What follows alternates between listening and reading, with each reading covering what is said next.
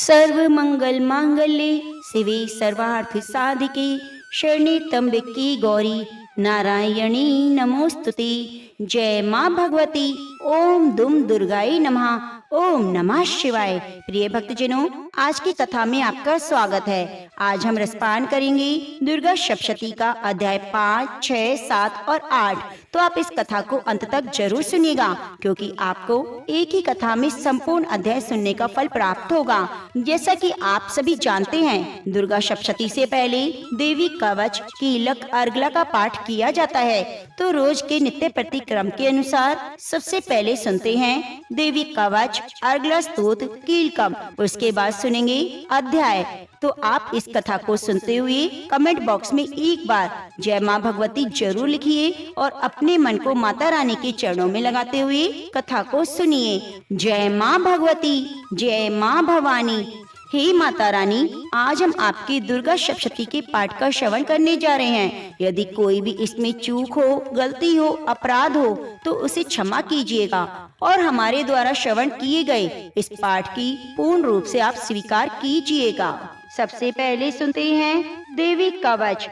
ओम चंडिका देवी को नमस्कार है। मार्कंडे जी ने कहा, पितामह, जो इस संसार में परम गोपनीय और मनुष्यों की सब प्रकार से रक्षा करने वाला है और जो अब तक आपने दूसरे किसी के सामने प्रकट नहीं किया हो, ऐसा कोई मुझे साधन बताइए। ब्रह्मा जी बोले, ब्राह्मण, ऐसा साधन तो एक देवी का कवच ही है, जो गोपनीय से भी परम गोपनीय, पवित्र और संपूर्ण प्राणियों का उपकार करने वाला है। महामुने, उसे श्रवण करो। देवी की 9 मूर्तियां हैं, जिन्हें नव दुर्गा कहते हैं। उनके पृथक पृथक नाम बताए गए हैं। प्रथम नाम शैलपुत्री है, दूसरी मूर्ति का नाम ब्रह्मचारिणी है, तीसरी माँ चंद्रघंटा के नाम से प्रसिद्ध है, चौथी कुष्मांडा कहते हैं, पांचवी दुर्गा का नाम स्कंद माता है, देवी के छठे रूप को कात्यायनी कहते हैं, सातवां कालरात्रि और 8वां स्वरूप महागौरी के नाम से प्रसिद्ध है। नवी दुर्गा का नाम सिद्धिदात्री है। ये सब नाम सर्वज्ञ महात्मा वेद भगवान के द्वारा ही प्रतिपादित हुए हैं। जो मनुष्य अग्नि में जल रहा हो, रणभूमि में शत्रुओं से घिर गया हो, विषम संकट में फंस गया हो, इस प्रकार भय से आतुर होकर जो भगवती दुर्गा की शरण में प्राप्त हुए हैं, उनका कभी अमंगल नहीं होता। युद्ध के समय में संकट में पड़ने पर उनके ऊपर कोई विपत्ति दिखाई नहीं देती। उन्हें शोक, दुख, भय की प्राप्ति नहीं होती। जिन्होंने भक्ति पूर्वक देवी का स्मरण किया है, उनका निश्चय ही अबुद्धि होता है। देवेश्वरी, जो तुम्हारा चिंतन करते हैं, उनकी तुम निसंदेह रक्षा करती हो। चामुंडा देवी रेत पर आरूढ़ होती है, वाराही भैंसे पर सवारी करती है, ऐन्द्री का वाहन ऐरावत हाथी है, वैष्णवी देवी गरुड़ पर आसन जमाती है, महेश्वरी वृषभ पर आरूढ़ होती है, कौमारी का वाहन मयूर है, भगवान विष्णु की प्रियतमा लक्ष्मी देवी कमल के आसन पर विराजमान है, हाथों में कमल धारण किए हैं। वृषभ पर आरूढ़ ईश्वरी देवी ने श्वेत रूप धारण कर रखा है। ब्रह्मई देवी हंस पर बैठी हुई है और सब प्रकार से आभूषणों से विभूषित है। इस प्रकार ये सभी माताएं सब प्रकार की योग शक्तियों से संपन्न हैं। इनके सिवा और भी बहुत सी देवियां हैं, जो अनेक प्रकार के आभूषणों की शोभा से युक्त और नाना प्रकार के रत्नों से सुशोभित हैं। ये संपूर्ण देवियां क्रोध में भरी हुई हैं और भक्तों की रक्षा के लिए रथ पर बैठी दिखाई देती हैं। ये शंख, चक्र, गदा, शक्ति, हल, मूषल, खेटक, तो अमर, परशु, पाश, कुंत और त्रिशूल और उत्तम शांग, धनुष आदि अस्त्र शस्त्र अपने हाथों में धारण करती हैं। दैत्यों के शरीर का नाश करना, भक्तों को अभय दान देना, देवताओं का कल्याण करना, यही उनके शस्त्र धारण करने का उद्देश्य है। महान रौद्र रूप, अत्यंत घोर पराक्रम, महाबल और महा उत्साह वाली देवी, तुम महान भय का नाश करने वाली हो। तुम्हें नमस्कार है। तुम्हारी और देखना भी कठिन है। शत्रु का भय बढ़ाने वाली जगदम्बिके, मेरी रक्षा करो। पूर्व दिशा में इंद्र शक्ति मेरी रक्षा करें। अग्नि कोण में अग्नि शक्ति, दक्षिण दिशा में वाराही, नैऋत्य कोण में खड़ग धारिणी मेरी रक्षा करें। पश्चिम दिशा में वारुणी, वाव्य कोण में मृग पर सवारी करने वाली देवी मेरी उत्तर दिशा में कौमारी और ईशान कोण में शूल धारणी देवी रक्षा करें। हे ब्राह्मणी, तुम ऊपर की ओर से मेरी रक्षा करो। वैष्णवी देवी नीचे की ओर से मेरी रक्षा करें। इस प्रकार शव को अपना वाहन बनाने वाली चामुंडा देवी दसों दिशाओं में मेरी रक्षा करे। जया आगे से, विजया पीछे की ओर से मेरी रक्षा करे। वाम भाग में अजिता, दक्षिण भाग में अपराजिता रक्षा करे। और द्योतनी शिखा की रक्षा करे। उमा मेरी मस्तक पर विराजमान होकर रक्षा करे। ललाट में मालाधारी रक्षा करे। यशस्विनी देवी मेरी बाहों का संरक्षण करे। बाहों के मध्य भाग में त्रिनेत्रा, नथुनों की यम घंटा देवी रक्षा करे। दोनों नेत्रों की मध्य भाग में शांखिनी और कानों में द्वार वासनी रक्षा करे। कालिका देवी कपोलों की, भगवती शांकरी कानों की मूल भाग की रक्षा करे। नासिका में सुगंधा और ऊपर के ओठ में चर्चिका देवी रक्षा करे। नीचे के ओठ में अमृत कला और जिह्वा में सरस्वती देवी रक्षा करे। कौमारी दांतों की चंडिका कंठ प्रदेश की रक्षा करे। चित्र घंटा गले की, घाटी की और महामाया तालु में रहकर रक्षा करे। कामाक्षी थोड़ी की और सर्वमंगला मेरी वाणी की रक्षा करे। भद्रकाली ग्रीवा में धनुर्धारी पृष्ठ वंश में रहकर रक्षा करे। कंठ के बाहरी भाग में नीलग्रीवा और कंठ की नली में नल कोबरी रक्षा करे। दोनों कंधों में खड़गनी और मेरी दोनों भुजाओं की वज्रधारिणी रक्षा करे। दोनों हाथों में दंडनी और अंगुलियों में अंबिका रक्षा करे। शूलेश्वरी नखों की रक्षा करे।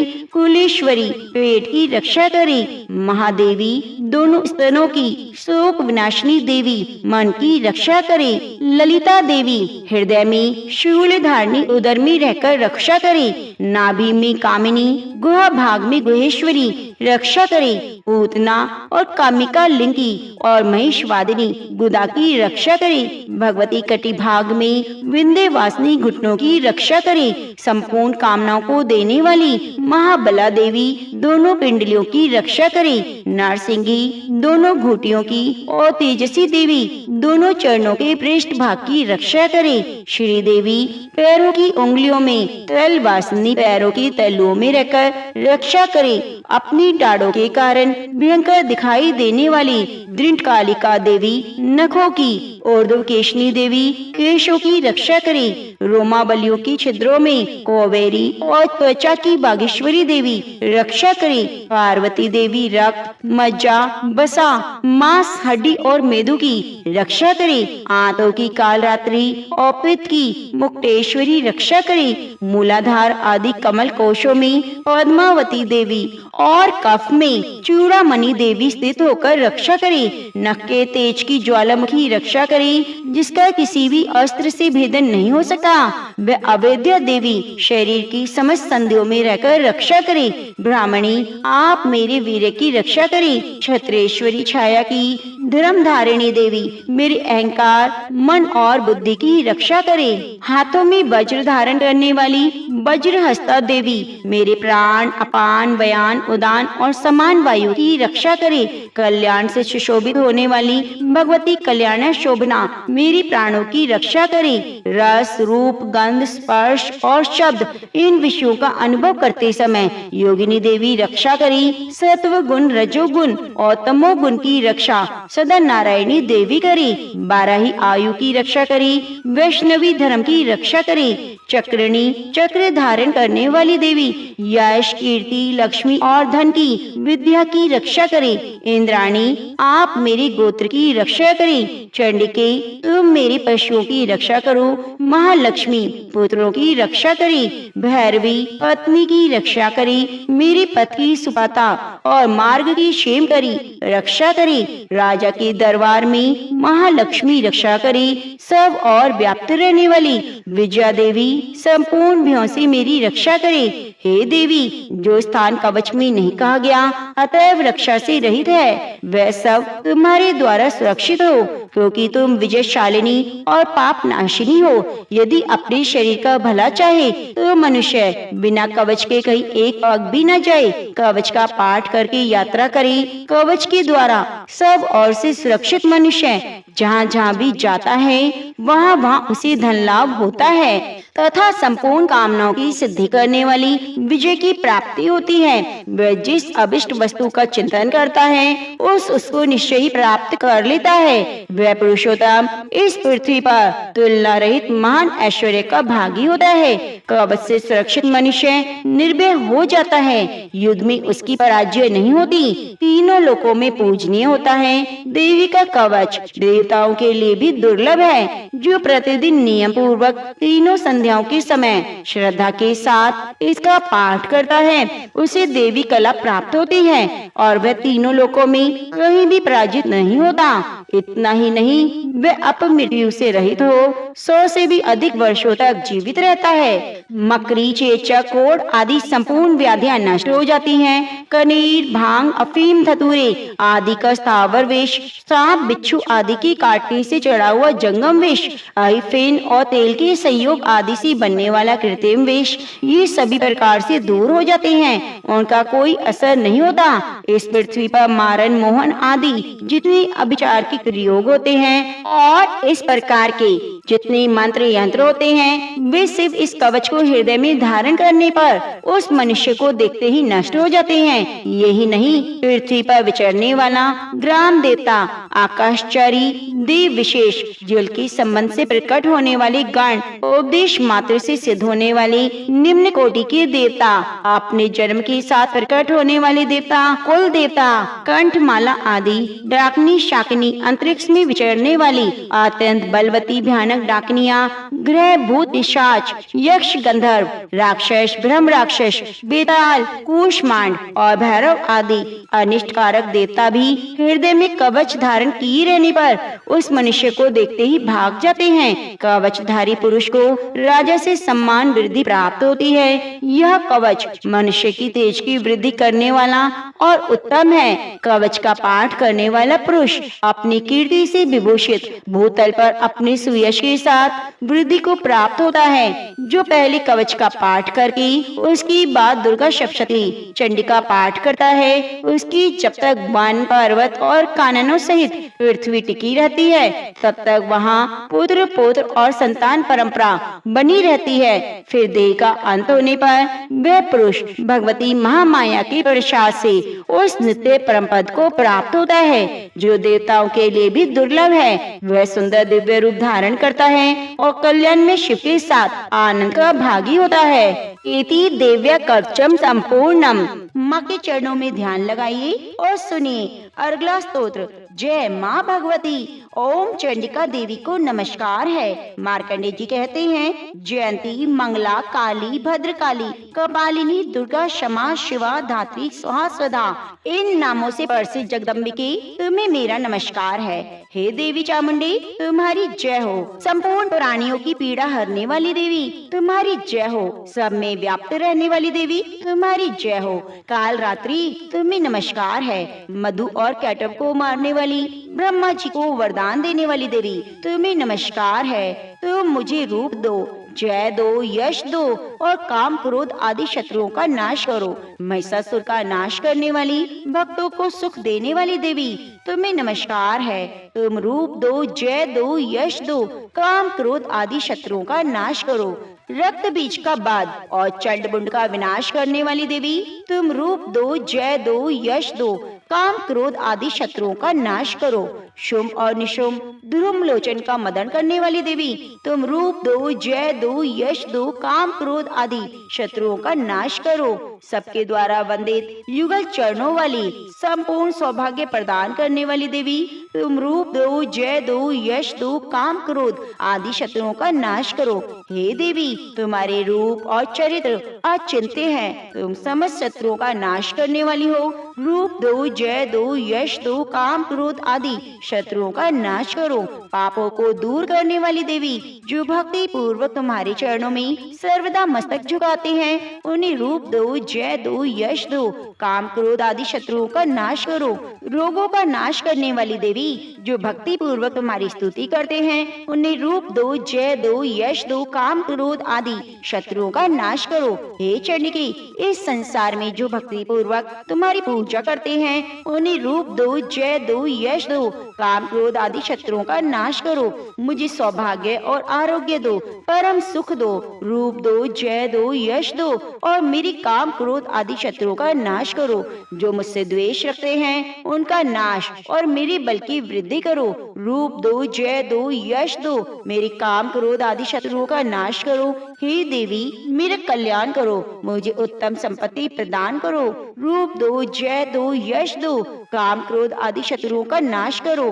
हे अंबिके, देवता और असुर दोनों ही आपके माथे की मुकुट की मणियों को तुम्हारे चरणों पर घिसते रहते हैं। तुम रूप दो, जय दो, यश दो, काम क्रोध आदि शत्रुओं का नाश करो। तुम अपने भक्तजन को विद्वान, यशस्वी और लक्ष्मीवान बनाओ। रूप दो, जय दो, यश दो, काम क्रोध आदि शत्रुओं का नाश करो। प्रचंड दैत्यों के दर्प का दलन करने वाली चंडिके, मुझ शरणागत को रूप दो, जय दो, यश दो, मेरे काम क्रोध आदि शत्रुओं का नाश करो। चतुर्मुख ब्रह्मा जी के द्वारा प्रशंसित चार भुजा धारणी परमेश्वरी, तुम रूप दो, जय दो, यश दो, काम क्रोध आदि शत्रुओं का नाश करो। हे देवी अंबिके, भगवान विष्णु नित्य निरंतर भक्ति पूर्वक तुम्हारी स्तुति करते हैं। तुम रूप दो, जय दो, यश दो, काम क्रोध आदि शत्रुओं का नाश करो। हिमाचल कन्या पार्वती की पति महादेव जी के द्वारा प्रशंसित होने वाली परमेश्वरी, तुम रूप दो, जय दो, यश दो, काम क्रोध आदि शत्रुओं का नाश करो। सचिपति इंद्र के द्वारा साष्टांग से पूजित होने वाली परमेश्वरी, तुम रूप दो, जय दो, यश दो, काम क्रोध आदि शत्रुओं का नाश करो। प्रचंड भुज दंडों वाले दैत्यों का घमंड चूर करने वाली देवी, तुम रूप दो, जय दो, यश दो, काम क्रोध आदि शत्रुओं का नाश करो। देवी अंबिके, तुम अपने भक्तजनों को सदा असीम आनंद प्रदान करने वाली रहती हो। मुझे रूप दो, जय दो, यश दो, मेरे काम क्रोध आदि शत्रुओं का नाश करो। मन की इच्छा के अनुसार चलने वाली मनोहर पत्नी प्रदान करो, जो दुर्गम संसार सागर से तारने वाली और उत्तम कुल में उत्पन्न हुई हो। जो मनुष्य इस स्तोत्र का पाठ करके सप्तशती रूपी माँ स्तोत्र का पाठ करता है, वह सप्तशती की जप संख्या से मिलने वाली श्रेष्ठ फल को प्राप्त करता है। साथ ही वह प्रचुर संपत्ति भी प्राप्त कर लेता है। इति दिव्य अर्गल स्तोत्रम संपूर्णम। हिंदी अनुवाद में कीलक स्तोत्र। ओम चंडिका देवी को नमस्कार है। मार्कंडेय जी कहते हैं, विशुद्ध ज्ञान ही जिनका शरीर है, तीनों वेदी जिनके तीन दिव्य नेत्र हैं, जो कल्याण प्राप्ति के हेतु हैं और अपने मस्तक पर अर्धचंद्र का मुकुट धारण करते हैं, उन भगवान शिव को नमस्कार है। मंत्रों का जो अभिकीलक है, मंत्रों की सिद्धि में विघ्न उपस्थित करने वाला, शाप रूपी कीलक का जो निवारण करने वाला है, उस सप्तशती स्तोत्र को संपूर्ण रूप से जानना चाहिए। यद्यपि सप्तशती के अतिरिक्त अन्य मंत्रों के जप में भी जो निरंतर लगा रहता है, वह भी कल्याण का भागी होता है। उसके भी उच्चाटन आदि कर्म सिद्ध होते हैं, उसे भी समस्त दुर्लभ वस्तुओं की प्राप्ति हो जाती है। तथापि जो अन्य मंत्रों का जप न करके केवल सप्तशती नामक स्तोत्र से ही देवी की स्तुति करते हैं, उन्हें स्तुति मात्र से सच्चिदानंद स्वरूपिणी देवी सिद्ध हो जाती है। उन्हें अपने कार्य की सिद्धि के लिए मंत्र, औषधि, अन्य किसी साधन के उपयोग की आवश्यकता नहीं होती। बिना जप के ही उनके उच्चाटन आदि समस्त अभिचार के कर्म सिद्ध हो जाते हैं। इतना ही नहीं, उनकी संपूर्ण अभिष्ट वस्तुएं भी सिद्ध होती हैं। लोगों के मन में शंका थी कि जब केवल सप्तशती की उपासना से अथवा सप्तशती को छोड़कर अन्य मंत्रों की उपासना से भी समान रूप से सभी कार्य सिद्ध होते हैं, तो इसमें श्रेष्ठ कौन सा साधन है? लोगों की शंका को सामने रखकर भगवान शंकर ने अपने पास आए हुए जिज्ञासुओं को समझाया कि ये सप्तशती नामक संपूर्ण स्तोत्र ही सर्वश्रेष्ठ और कल्याणमयी है। तदंतर भगवती चंडिका की सप्तशती नामक स्तोत्र को महादेव जी ने गुप्त कर दिया। सप्तशती के पाठ से जो पुण्य प्राप्त होता है,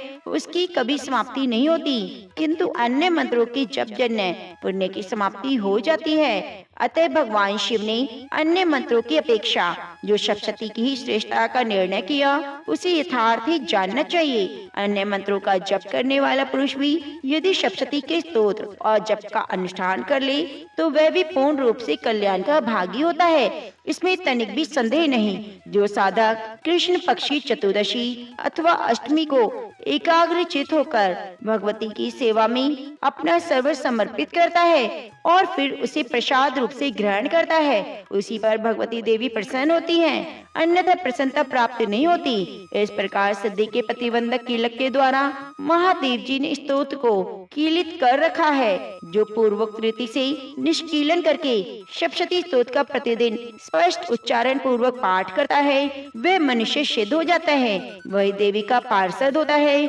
वही गंधर्व भी होता है। सर्वत्र विचरते रहने पर भी इस संसार में उसे कहीं भी भय दिखाई नहीं देता, वह अपमृत्यु के वश में नहीं पड़ता, देह त्यागने पर अनंतर मोक्ष को प्राप्त कर लेता है। अतः कीलन को जानकर उसका परिहार करके सप्तशती का पाठ करना चाहिए। विद्वान पुरुष इस निर्दोष स्तोत्र का ही पाठ आरंभ करते हैं। स्त्रियों में जो कुछ भी सौभाग्य दृष्टिगोचर होता है वह सब देवी के प्रसाद का फल है, अतः कल्याण में स्तोत्र का सदा जप करना चाहिए। इस स्तोत्र का मंद स्वर से पाठ करने पर सुलभ फल की प्राप्ति होती है और उच्च स्वर से पाठ करने पर पूर्ण फल की सिद्धि होती है, अतः उचित स्वर से ही इसका पाठ आरंभ करना चाहिए। जिनके प्रसाद से ऐश्वर्य, सौभाग्य, आरोग्य, संपत्ति, शत्रुनाश और परम मोक्ष की सिद्धि होती है, उन कल्याणवी जगदम्बा की स्तुति मनुष्य क्यों नहीं करते। जय माँ भगवती। अब आइए सुनते हैं दुर्गा सप्तशती का 5वां अध्याय। देवताओं द्वारा देवी की स्तुति। चंड मुंड की मुख से अंबिका के रूप की प्रशंसा सुनकर शुंभ का उनके पास दूत भेजना और दूत का निराश होकर लौटना। ओम इस उत्तर चरित्र के रुद्र ऋषि हैं, माँ सरस्वती देवता हैं, अनुष्टुप छंद है, भीमा शक्ति है, भ्रामरी बीज है, सूर्य तत्व है और शाम्बे स्वरूप है। महासरस्वती की प्रसन्नता के लिए उत्तर चरित्र के पाठ में इसका विनियोग किया जाता है। जो अपने कर कमलों में घंटा, शूल, हल, शंख, मूसल, चक्र, धनुष और बाण धारण करती हैं। शरद ऋतु के शोभा संपन्न चंद्रमा के समान जिनकी मनोहर कांति है, जो तीनों लोकों को आधारभूता और शुभ आदि दैत्यों का नाश करने वाली है, गौरी के शरीर से जिनका प्राकट्य हुआ है, उन महासरस्वती देवी का मैं निरंतर भजन करता हूँ। ऋषि कहते हैं, पूर्व काल में शुंभ और निशुंभ नामक असुरों ने अपने बल के घमंड में आकर सचीपति इंद्र के हाथ से तीनों लोकों का राज्य और यज्ञ भाग छीन लिए। वे ही दोनों सूर्य, चंद्रमा, कुबेर, यम, वरुण के अधिकार का उपयोग करने लगे। वायु और अग्नि का कार्य भी वे ही करने लगे। उन दोनों ने सब देवताओं को अपमानित, राज्य भ्रष्ट, पराजित और अधिकारहीन करके स्वर्ग से निकाल दिया। उन दोनों महान असुरों से तिरस्कृत देवताओं ने अपना अपराजिता देवी का स्मरण किया और सोचा, जगदम्बा ने हमें लोगों को वर दिया है कि आपत्ति के काल में स्मरण करने पर मैं तुम्हारी आपत्तियों का तत्काल नाश करूंगी। यह विचार कर देवता गिरिराज हिमालय पर गए और वहां भगवती विष्णु मैया देवी की स्तुति करने लगे। देवता बोले, देवी को नमस्कार है, महादेवी शिवा को सर्वदा नमस्कार है, प्रकृति और भद्रा को प्रणाम है। हम लोग नियम पूर्वक जगदम्बा को नमस्कार करते हैं। रुद्रा को नमस्कार है, नित्या, गौरी और धात्री को बारंबार नमस्कार है। ज्योत्स्नामयी चंद्ररूपिणी सुख स्वरूपा देवी को बार बार प्रणाम है। शरणागतों का कल्याण करने वाली वृद्धि और सिद्धि रूपा देवी को बारंबार नमस्कार है। राक्षसों की लक्ष्मी, राजाओं की लक्ष्मी, शिव पत्नी, आपको बारंबार नमस्कार है। दुर्गा, दुर्गपारा, सारा, सर्वकारिणी, ख्याते, कृष्णा, धूम्रा देवी को सर्वदा नमस्कार है। अत्यंत सौम्य और अत्यंत रौद्र रूपा देवी को हम नमस्कार करते हैं। उन्हें बारंबार नमस्कार है। जगत की आधारभूता कृति देवी को बारंबार नमस्कार है। जो देवी सब प्राणियों में विष्णु माया के नाम से जानी जाती है, उनको नमस्कार है, उनको नमस्कार है, बारंबार नमस्कार है। जो देवी सब प्राणियों में चेतना कहलाती है, उनको नमस्कार, उनको नमस्कार, बारंबार नमस्कार है। जो देवी सब प्राणियों में बुद्धि रूप से स्थित है, उनको नमस्कार, उनको नमस्कार, उनको बारंबार नमस्कार है। जो देवी सब प्राणियों में निद्रा रूप से स्थित है, उनको नमस्कार, उनको नमस्कार,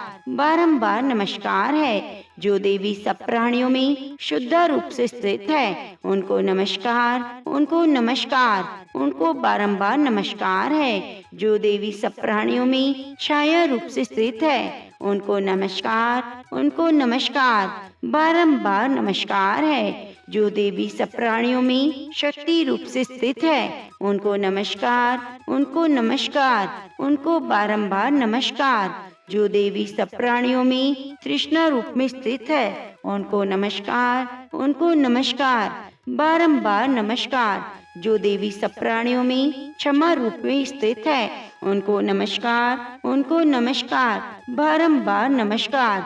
जो देवी सब प्राणियों में जाति रूप से स्थित है, उनको नमस्कार, उनको नमस्कार, बारंबार नमस्कार। जो देवी सब प्राणियों में लज्जा रूप से स्थित है, उनको नमस्कार, उनको नमस्कार, बारंबार नमस्कार। जो देवी सब प्राणियों में शांति रूप से स्थित है, उनको नमस्कार, उनको नमस्कार, बारंबार नमस्कार। जो देवी सब प्राणियों में श्रद्धा रूप से स्थित है, उनको नमस्कार, उनको नमस्कार, बारंबार नमस्कार। जो देवी सब प्राणियों में कांति रूप में स्थित है, उनको नमस्कार, उनको नमस्कार, बारंबार नमस्कार। जो देवी सब प्राणियों में लक्ष्मी रूप से स्थित है, उनको नमस्कार, उनको नमस्कार, उनको बारंबार नमस्कार। जो देवी सब प्राणियों में वृत्ति रूप से स्थित है, उनको नमस्कार, उनको नमस्कार, बारंबार नमस्कार।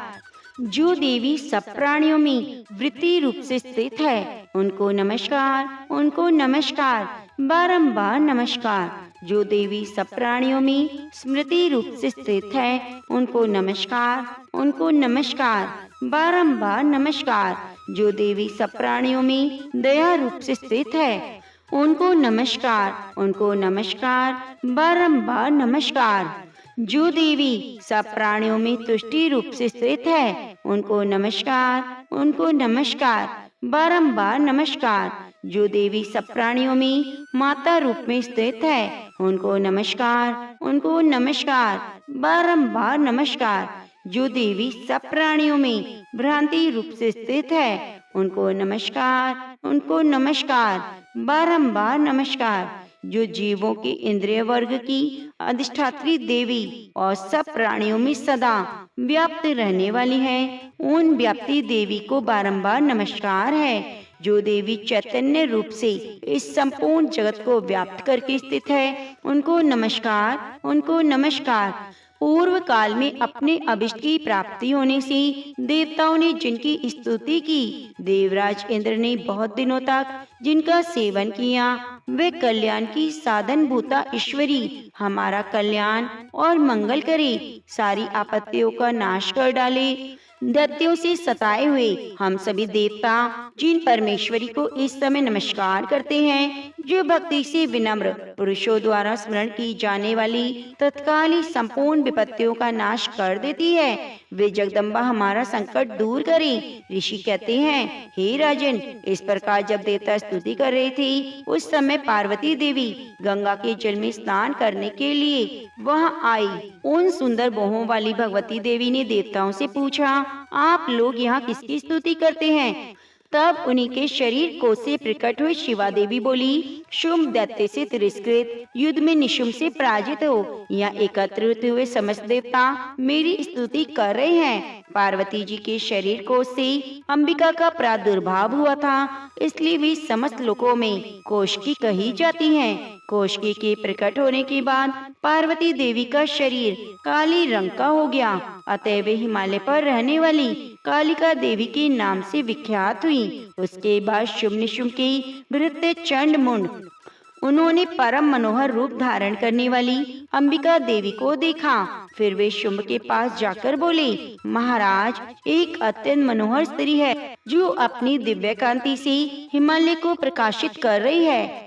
वैसा उत्तम रूप कहीं किसी ने नहीं देखा होगा। असुरेश्वर, पता लगाइए वह देवी कौन है, उसे ले लीजिए। स्त्रियों में तो वह रतन है, उसका प्रत्येक अंग बहुत सुंदर है। वह अपने श्री अंगों की प्रभा से संपूर्ण दिशाओं में प्रकाश फैला रही है। दैत्यराज, अभी वह हिमालय पर मौजूद है, आप उसे देख सकते हैं। हे प्रभु, तीनों लोकों में मणि, हाथी, घोड़े आदि जितने भी रतन हैं, वे सब आपके पास हैं। हाथियों में रतनभूत ऐरावत, पारिजात का वृक्ष और शैवा घोड़ा, यह सब आपने इंद्र से ले लिया है। हंसों से जुता हुआ यह विमान भी आपकी आंगन में शोभा पा रहा है। यह रतनभूत अद्भुत विमान जो पहले ब्रह्मा जी के पास था, अब आपके यहाँ लाया गया है। यह माँ पद्म की निधि की आप कुबेर से छीन लाए। समुद्र ने भी आपको किलंजली नाम की माला भेंट की है, जो केशरों से सुशोभित है, जिसके कमल कभी कुमलाते ही नहीं। सुवर्ण की वर्षा करने वाले वरुण का छत्र भी आपके घर में शोभा पा रहा है। यह श्रेष्ठ रथ जो पहले प्रजापति के अधिकार में था, अब आपके पास मौजूद है। दैत्येश्वर, मृत्यु की उत्कृष्टा नाम वाली शक्ति भी आपने छीन ली है। वरुण का पास और समुद्र में होने वाले सब रतन आपके भाई निशुंभ के अधिकार में है। अग्नि ने भी स्वतः शुद्ध किए हुए 2 वस्त्र आपकी सेवा में अर्पित किए हैं। हे दैत्यराज, इस प्रकार सभी रतन आपने एकत्र कर लिए हैं। फिर जो यह स्त्रियों में रतन रूप कल्याणी देवी है, इसे आप क्यों नहीं अपने अधिकार में कर लेते। ऋषि कहते हैं, चंडमुंड का यह वचन सुनकर शुंभ महादैत्य सुग्रीव को दूत बनाकर देवी के पास भेजता है और कहा, तुम मेरी आज्ञा से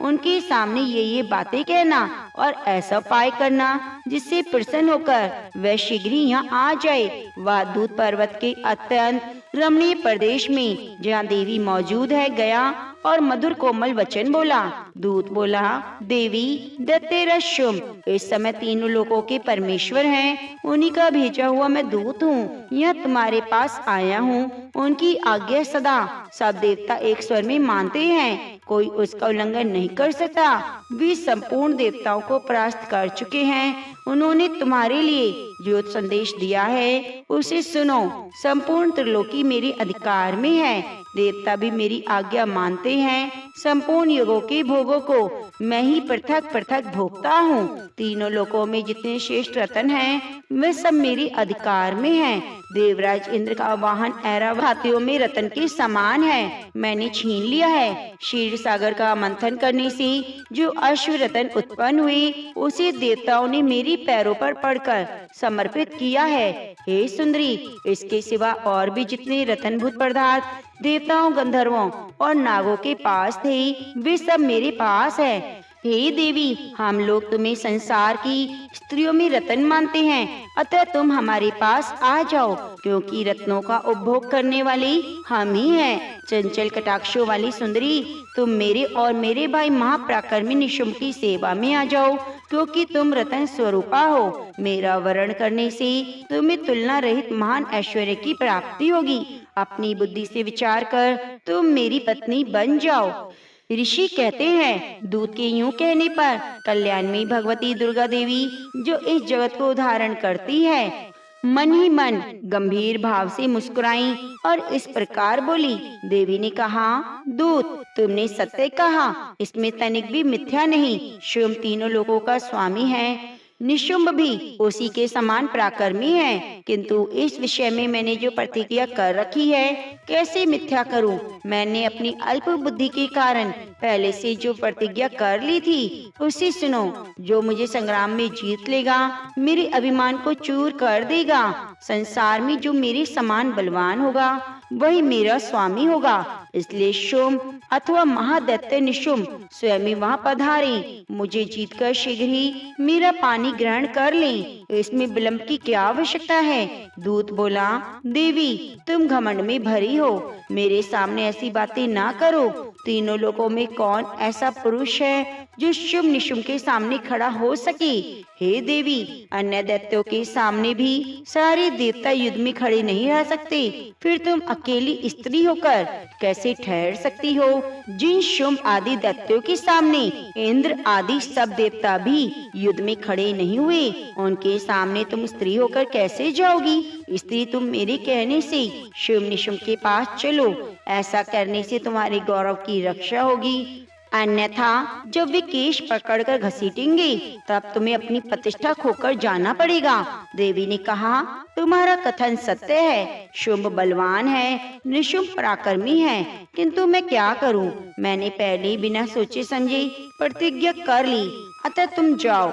मैंने तुमसे जो कुछ कहा है वे सब दैत्यराज को आदर पूर्वक कहना, फिर जो वे उचित पड़े वे करे। तो प्रेम से बोलिए, माँ जगत जननी माँ दुर्गा की जय। माता रानी की चरणों का ध्यान करते हुए सुनी दुर्गा सप्तशती का अध्याय 6, 7 और 8। धूम्रलोचनवाद। भैरव के अंक में निवास करने वाली परम उत्कृष्ट पद्मा देवी का मैं चिंतन करता हूँ। वे नागराज के आसन पर बैठी हैं। नागों के फन में सुशोभित होने वाली मणियों की विशाल माला से उनकी देहलता उद्भाषित हो रही है। सूर्य के समान उनका तेज है, 3 नेत्र उनकी शोभा बढ़ा रहे हैं। वे हाथों में माला, कुंभ, कपाल और कमल लिए हुए हैं। उनके मस्तक पे और चंद्र मुकुट सुशोभित है। ऋषि कहते हैं, देवी का यह कथन सुनकर दूत को बड़ा अमरश हुआ। उसने दैत्यराज के पास जाकर सब समाचार विस्तार पूर्वक सुनाया। दूत के उस वचन को सुनकर दैत्यराज कुपित हो उठा और दैत्य सेनापति धूम्रलोचन से बोला, धूम्रलोचन, तुम शीघ्र अपनी सेना साथ लेकर जाओ और उस दुष्टा के केश पकड़कर खसीटते हुए बलपूर्वक यहाँ ले आओ। उसकी रक्षा करने के लिए यदि कोई दूसरा खड़ा हो तो वह देवता, यक्ष, गंधर्व भी क्यों न हो, अवश्य मार डालना। ऋषि कहते हैं, शुंभ के इस प्रकार आज्ञा देने पर वह धूम्रलोचन दैत्य 60,000 असुरों की सेना को साथ लेकर वहाँ से तुरंत चल दिया। वहाँ पहुंचकर उसने हिमालय पर रहने वाली देवी को देखा और ललकार कर कहा, अरे तू शुंभ निशुंभ के पास चल। यदि इस समय प्रसन्नता पूर्वक मेरे स्वामी के समीप नहीं चलेगी तो मैं बल पूर्वक झोंटा पकड़कर घसीटते हुए तुझे ले चलूंगा। देवी बोली, तुम्हें दैत्यों के राजा ने भेजा है, तुम स्वयं भी बलवान हो और तुम्हारे साथ विशाल सेना भी है। ऐसी दशा में यदि मुझे बलपूर्वक ले चलोगे तो मैं तुम्हारा क्या कर सकती हूँ? ऋषि कहते हैं, देवी के यूं कहने पर असुर धूम्रलोचन उनकी ओर दौड़ा और अंबिका हूँ शब्द के उच्चारण मात्र से उसे भस्म कर दिया। फिर तो क्रोध में भरी हुई दैत्यों की विशाल सेना और अंबिका ने एक दूसरे के ऊपर तीखे साइकों, शक्तियों, फरसों की वर्षा आरंभ कर दी। इतने में ही देवी का वाहन सिंह क्रोध में भरकर भयंकर गर्जना करते हुए गर्दन की भालों को हिलाता हुआ असुरों की सेना में कूद पड़ा। उसने कुछ दैत्यों को पंजों की मार से, कितनों को अपने जबड़ों से और कितने ही महादैत्यों को पटक कर ओट की दाढ़ों से घायल करके मार डाला। उस सिंह ने अपने नखों से कितनों के पेट फाड़ डाले और थप्पड़ मारकर कितनों के सिर धड़ से अलग कर दिए। कितनों की भुजाएं और मस्तक काट डाले और अपनी गर्दन के बाल हिलाते हुए उसने दूसरे दैत्यों के पेट फाड़कर उनका रक्त चूस लिया। अत्यंत क्रोध में भरे हुए देवी की वाहन उस महाबली सिंह ने क्षण भर में ही असुरों की सारी सेना का संहार कर डाला। शुंभ ने जब सुना कि देवी ने धूम्रलोचन असुर को मार डाला है और उसके सिंह ने सारी सेना का सफाया कर दिया है, तब उस दैत्यराज को बड़ा क्रोध हुआ। उसके ओठ कांपने लगी। उसने चंड और मुंड नामक 2 महादैत्यों की आज्ञा दी, हे चंड और मुंड, तुम लोग बड़ी सेना लेकर वहां जाओ। उस देवी के झोंटे पकड़कर उसे बांधकर शीघ्र यहाँ ले आओ। यदि इस प्रकार उसको लाने में संदेह हो तो युद्ध में सब प्रकार के अस्त्र शस्त्रों और समस्त आसुरी सेना का प्रयोग करके उसकी हत्या कर डालना। उस दुष्टा की हत्या होने और सिंह के भी मारे जाने पर उस अंबिका को बांधकर साथ शीघ्र ले आना।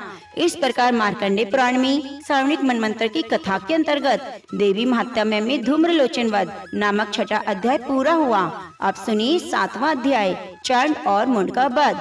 मैं मातंगी देवी का ध्यान करता हूँ। वे रतन में सिंहासन पर बैठकर पढ़ते हुए तोते का मधुर शब्द सुन रही हैं। उनके शरीर का वर्ण श्याम है। वे अपना एक पैर कमल पर रखे हुए हैं और मस्तक पर अर्ध चंद्र धारण करती हैं। कहार पुष्पों की माला धारण किए वीणा बजाती हैं। उनके अंग में कसी हुई चोली शोभा पा रही है। वे लाल रंग की साड़ी पहने हाथ में शंख में पात्र लिए हुए हैं। उनके बदन पर मधु का हल्का हल्का प्रभाव जान पड़ता है। ललाट में बेदी शोभा दे रही है। ऋषि कहते हैं तदंतर शुंभ की आज्ञा पाकर वे चंड मुंड आदि दैत्य चतुरंगनी सेना के साथ अस्त्र शस्त्रों से सुसज्जित हो चल दिए। फिर गिरिराज हिमालय के सुवर्ण में ऊंचे शिखर पर पहुंचकर उन्होंने सिंह पर बैठी देवी को देखा। वे मंद मंद मुस्कुरा रही थी। उन्हें देखकर दैत्य लोग तत्परता से पकड़ने को तैयार हुए। किसी ने धनुष लिया, किसी ने तलवार संभाली और कुछ लोग देवी के पास जाकर खड़े हो गए। तब अंबिका ने उन शत्रुओं के प्रति बड़ा क्रोध किया। उस समय क्रोध के कारण उनका मुख काला पड़ गया, ललाट में बोहें टेढ़ी हो गई। वहाँ से तुरंत विकराल मुखी काली प्रकट हुई जो तलवार पाश लिए हुए थी। वे विचित्र खटवांग धारण किए और चीते की चमड़े की साड़ी पहने नरमुंडों की माला से सुशोभित थी। उनके शरीर का मांस सूख गया था, केवल हड्डियों का ढांचा था जिससे वे अत्यंत भयंकर जान पड़ती थी। उनका मुख बहुत विकराल था, जीभ लपलपाने के कारण वे और डरावनी लगती थी। उनकी आंखें भीतर को धसी हुई और लाल थी। वे अपनी भयंकर गर्जना से संपूर्ण दिशाओं को गुंजा रही थी। बड़े बड़े दैत्यों का वध करती हुई वो कालिका देवी बड़े वेग से दैत्यों की उस सेना पर टूट पड़ी और सबका भक्षण करने लगी। वे पार्श्व रक्षकों, अंकुशधारी महावतों, योद्धाओं, घंटा सहित कितने ही हाथियों को एक ही हाथ में पकड़कर मुंह में डाल लेती थी। इस प्रकार घोड़े, रथ, सारथी के कारण सभी सैनिकों को मुंह में डालकर वे उन्हें बड़े भयानक रूप में चबा डालती। किसी के बाल पकड़ लेती, किसी का गला दबा देती, किसी को पैरों से कुचल डालती, किसी को छाती के धक्के से मारकर गिरा डालती। वे असुरों के छोड़े हुए बड़े बड़े अस्त्र शस्त्र मुंह में पकड़ लेती, रोष में भरकर उनको दांतों से पीस डालती। काली ने बलवान और दुरात्मा दैत्यों की वह सारी सेना रोक डाली, खा डाली और कितनों को मारकर भगा दिया। कोई तलवार से घाट उतारे गए, कोई खटवांग से पीटे गए और कितने ही असुर दांतों के अग्रभाग से कुचले जाकर मृत्यु को प्राप्त हुए। इस प्रकार देवी ने असुरों की सारी सेना को क्षण भर में भगा दिया। यह देखकर चंड अत्यंत भयानक कालिका देवी की ओर दौड़ा और महादैत्य मुंड ने भी अत्यंत भयंकर बाणों की वर्षा से हजारों बाण चलाए। हजारों बार चलाए हुए चक्रों से उस भयानक नेत्रों वाली देवी को आच्छादित कर दिया। वे अनेकों चक्र देवी के मुख में समाते हुए ऐसे जान पड़ी मानो सूर्य की बहुतेरे मंडल बादलों के उदर में प्रवेश कर रहे हों। तब भयंकर गर्जना करने वाली काली ने अत्यंत रोष में भरकर विकट अट्टहास किया। उस समय उनके विकराल बदन के भीतर कठिनता से देखे जा सकने वाले दांतों की प्रभा से अत्यंत उज्जवल दिखाई देती थी। देवी ने बहुत बड़ी तलवार हाथ में ले हंग शब्द का उच्चारण करके चंड पर धावा किया और केश पकड़कर उसी तलवार से उसका मस्तक काट डाला। चंड को मारा गया देखकर मुंड भी देवी की ओर दौड़ा। तब देवी ने रोष में भरकर उसे भी तलवार से घायल करके धरती पर सुला दिया। महापराक्रमी चंड मुंड को मारा गया देख मरने से बची हुई बाकी सेना भय से व्याकुल हो चारों ओर भाग गई। तदंतर काली ने चंड और मुंड का मस्तक हाथ में ले चंडिका के पास जाकर प्रचंड अट्टहास करते हुए कहा, देवी, मैंने चंड और मुंड नामक इन दो महापशुओं को तुम्हें भेंट किया है। अब महायुद्ध में तुम शुंभ और निशुंभ का स्वयं ही वध करना। ऋषि कहते हैं वह लाए हुए उन चंड मुंड नामक महादैत्यों को देखकर कल्याणमयी चंडी ने काली से मधुर वाणी में कहा, हे देवी, तुम चंड और मुंड को लेकर मेरे पास आई हो, इसलिए संसार में चामुंडा के नाम से तुम्हारी ख्याति होगी। इस प्रकार से मार्कंडेय पुराण में सार्वणिक मनवंतर की कथा के अंतर्गत देवी महात्म्य में चंड मुंड वध नामक 7वां अध्याय संपूर्ण हुआ। अब आइए सुनते हैं 8वां अध्याय। रक्त बीज बद। मैं अणिमा आदि सिद्धिमय किरणों से आवृत भवानी का ध्यान करता हूँ। उनके शरीर का रंग लाल है, नेत्रों में करुणा लहरा रही है, हाथों में पाश, अंकुश, बाण, धनुष शोभा पाते हैं। ऋषि कहते हैं चंड और मुंड नामक दैत्यों के मारे जाने और बहुत सी सेना का संहार हो जाने पर दैत्यों के राजा प्रतापी शुंभ के मन में बड़ा क्रोध हुआ। उसने दैत्यों को संपूर्ण सेना को युद्ध के लिए कूच करने की आज्ञा दी। वह बोला, आज युद्धायुध नाम के 46 दैत्य सेनापति अपनी सेनाओं के साथ युद्ध के लिए प्रस्थान करें। कंबू नाम वाले दैत्यों के 84 सेनानायक अपनी वाहिनी से घिरे हुए यात्रा करें। 50 कोटि वीर्य कुल के और 100 धौम्र कुल के असुर सेनापति मेरी आज्ञा से सेना सहित कूच करें। कालक, दोहाद्र, मौर्य काल के असुर भी युद्ध के लिए तैयार हो मेरी आज्ञा से तुरंत प्रस्थान करें। भयानक शासन करने वाला असुर राज शुंभ इस प्रकार आज्ञा दे सहस्त्रों बड़ी बड़ी सेनाओं के साथ युद्ध के लिए प्रस्तुत हुआ। उसकी अत्यंत भयंकर सेना आती देख चंडिका ने अपने धनुष की टंकार से पृथ्वी और आकाश के बीच का भाग गुंजा दिया। राजन, उसके बाद देवी के सिंह ने भी बड़े जोर जोर से धारना आरंभ किया। फिर अंबिका ने घंटे के शब्द से उस ध्वनि को और बढ़ा दिया। धनुष की टंकार, सिंह की दहाड़, घंटे की ध्वनि से संपूर्ण दिशाएं गूंज उठी। उस भयंकर शब्द से काली ने अपने विकराल मुख को और बढ़ा लिया और इस प्रकार विजयनी हुई। उस तुमुल नाद को सुनकर दैत्यों की सेना ने चारों ओर से आकर चंडिका देवी, सिंह और काली देवी को क्रोध पूर्वक घेर लिया। राजन, इसी बीच में असुरों के विनाश और देवताओं के अभ्युदय के लिए ब्रह्मा, शिव, कार्तिकेय, विष्णु और इंद्र आदि देवों की शक्तियां जो अत्यंत पराक्रम और बल से संपन्न थी, उनके शरीरों से निकलकर उन्हीं के रूप में चंडिका देवी के पास गई।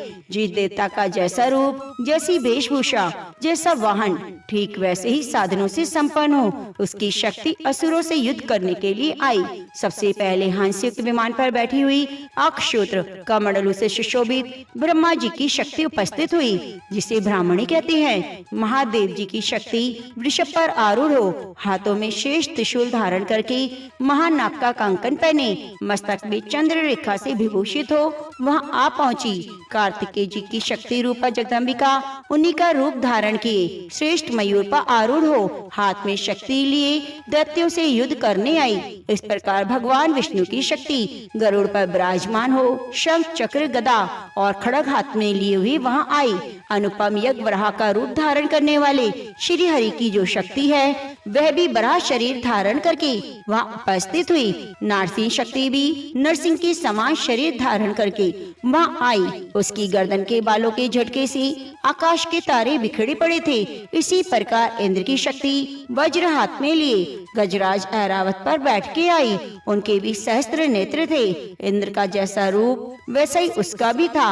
उसके बाद उस देवी शक्तियों से घिरे हुए महादेव जी ने चंडिका देवी से कहा, मेरी प्रसन्नता के लिए तुम शीघ्र ही असुरों का संहार करो। तब देवी के शरीर से अत्यंत भयानक और परम उग्र चंडिका शक्ति प्रकट हुई, जो सैकड़ों गिदड़ियों की भांति आवाज करने वाली थी। उस अपराजिता देवी ने धूमिल जटा वाले महादेव जी से कहा, भगवान, आप शुंभ और निशुंभ के पास दूत बनकर जाइए और अत्यंत गर्वीले दानव शुंभ और निशुंभ दोनों से कहिए। साथ ही उसके अतिरिक्त जो दानव युद्ध के लिए वहाँ उपस्थित हो, उसको भी संदेश दीजिएगा। दैत्यों, यदि तुम जीवित रहना चाहते हो तो पाताल को लौट जाओ। इंद्र के त्रिलोकी राज्य मिले और देवता यज्ञ भाग का उपभोग करें। यदि बल के घमंड में आकर तुम युद्ध की अभिलाषा रखते हो तो आओ, मेरी शिवाएं तुम्हारे कच्चे मांस से तृप्त हों। चूँकि उस देवी ने भगवान शिव को दूत के कार्य में नियुक्त किया था, इसलिए वह शिवदूती के नाम से संसार में विख्यात हुई। वे महादैत्य भी भगवान शिव के मुंह से देवी की वचन सुनकर क्रोध में भर गए और जहाँ कात्यायनी विराजमान थी उस और बड़े। तदंतर वे दैत्य आमृष में भरकर पहले ही देवी के ऊपर वाण, शक्ति, सृष्टि आदि अस्त्रों की वृष्टि करने लगे। तब देवी ने भी खेली खेल में धनुष की टंकार की और छोड़े हुए बड़े बड़े बाणों द्वारा दैत्यों के चलाए हुए बाण, शूल, शक्ति फरसों को काट डाला।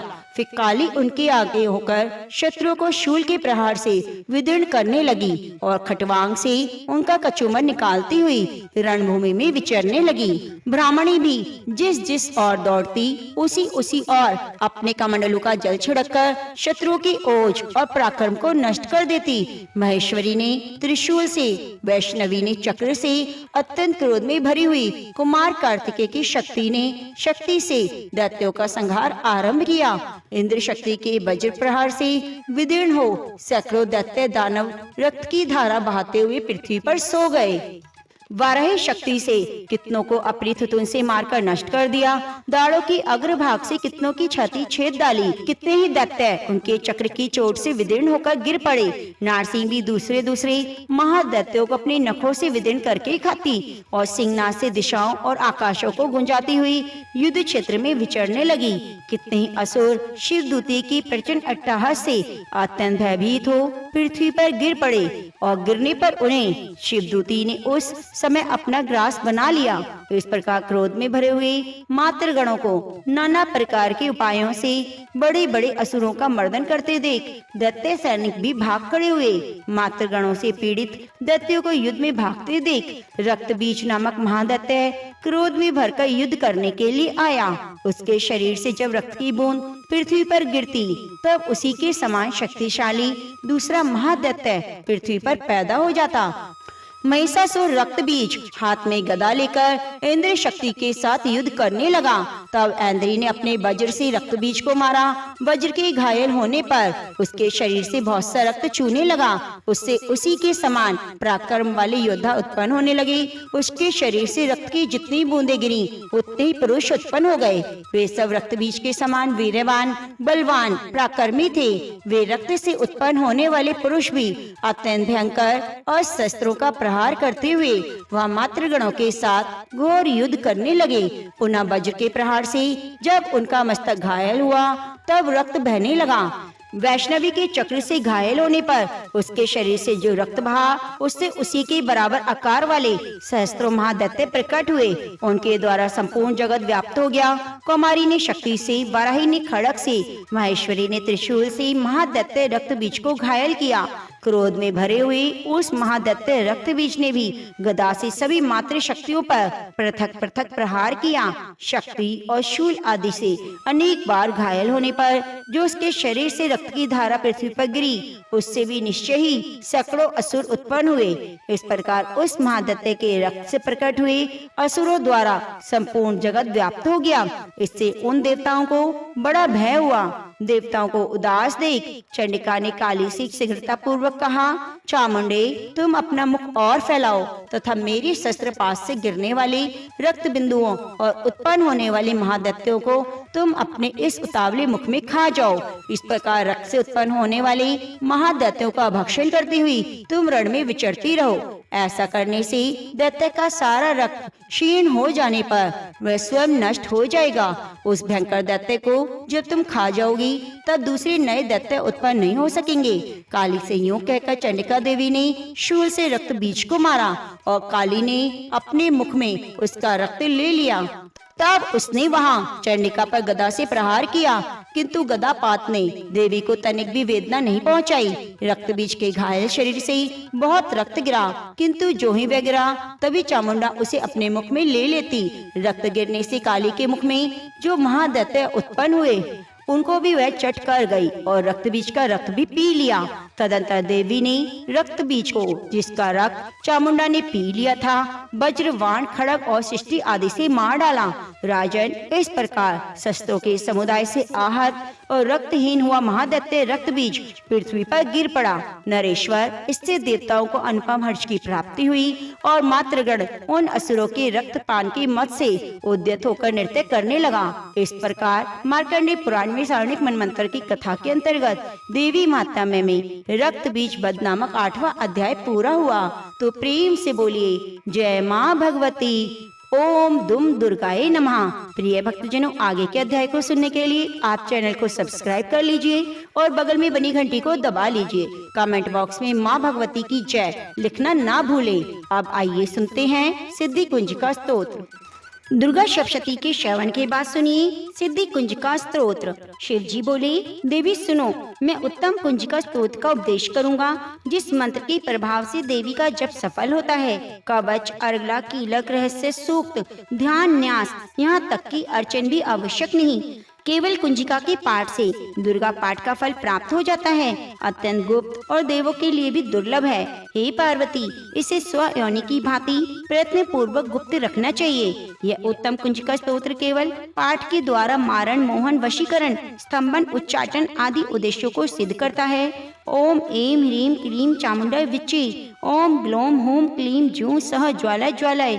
ज्वल ज्वल प्रज्वल प्रज्वल। ऐं ह्रीं क्लीं चामुंडाय विच्चे। ज्वल हम शम नम फट स्वाहा। हे रुद्र स्वरूपिणी, तुम्हें नमस्कार है। हे मधु दैत्य को मारने वाली, तुम्हें नमस्कार है।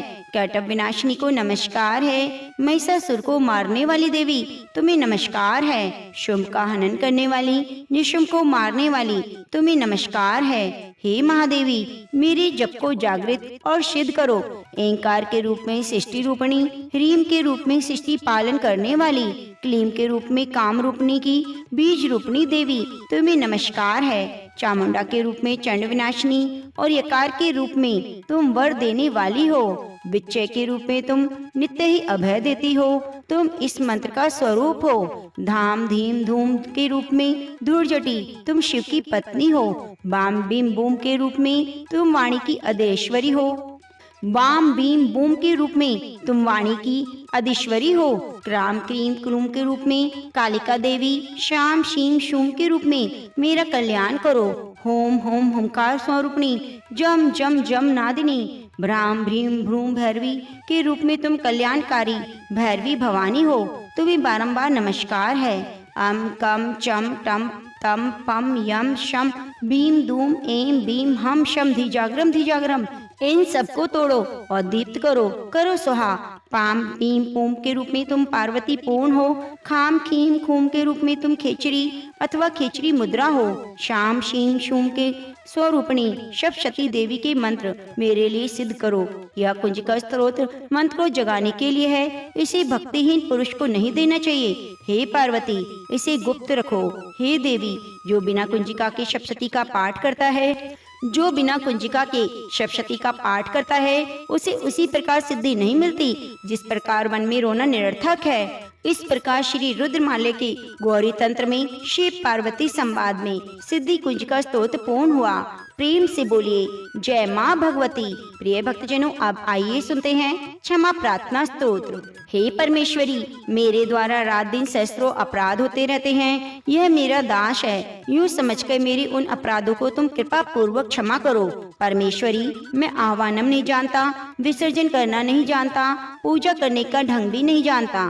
क्षमा करो देवी सुरेश्वरी। मैंने जो मंत्रहीन, क्रियाहीन, भक्तिहीन पूजन किया है, वह सब आपकी कृपा से पूर्ण हो। सैकड़ों अपराध करके भी जो तुम्हारी शरण में जगदम्बा कहकर पुकारता है, उसे वह गति प्राप्त होती है जो ब्रह्मादिक देवताओं के लिए भी सुलभ नहीं। जगदम्बिके, मैं अपराधी हूँ, किंतु तुम्हारी शरण में आई हूँ। इस समय दया का पात्र हूँ। तुम जैसा चाहो वैसा करो। देवी परमेश्वरी, अज्ञान से, भूल से, बुद्धि भ्रांत होने के कारण मैंने जो न्यूनता या अधिकता कर दी है, वह सब क्षमा करो। प्रसन्न हो। सच्चिदानंद स्वरूपा परमेश्वरी, जगन माता कामेश्वरी, तुम प्रेम पूर्वक मेरी ये पूजा स्वीकार करो। मुझ पर प्रसन्न रहो। हे देवी सुरेश्वरी, तुम गोपनीय से भी गोपनीय वस्तु की रक्षा करने वाली हो। मेरे निवेदन किए हुए इस जप को ग्रहण करो। तुम्हारी कृपा से मुझे सिद्धि प्राप्त हो। जय माँ भगवती। सर्व मंगल मांगल्ये शिवे सर्वार्थ साधिके शरणे त्र्यंबके गौरी नारायणी नमोस्तुते।